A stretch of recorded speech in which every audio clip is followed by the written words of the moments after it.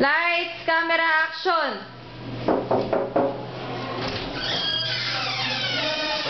Morning, sir. Kami po yung faculty ng FUNRMF po na nanggaling po nung isang buwan po dito. Nagbigay po kami ng permit, so gusto lang po namin i-follow up, sir, or itanong po kung na-approve na po. Ito po ang binigay niyo dati, so okay, na-approve na siya.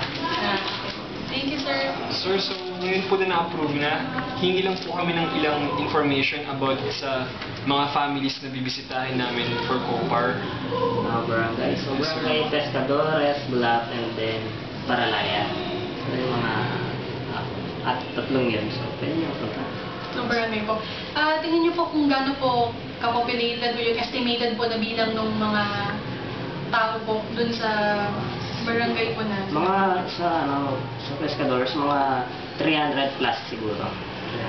Sir, sa mga barangay po, ano po kaya yung economic condition po ng mga tao or yung kalagayan po nila? Ngayon, okay na sila, like na dati na karoon nga dito ng mga like yung weather conditions, like nung calamities. So ngayon, nakaka-recover na sila.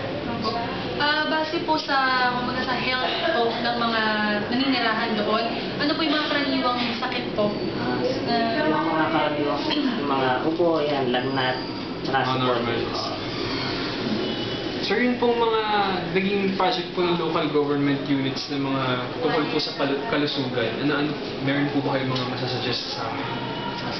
Like yung mga community feeding or medical mission. So yun, siguro.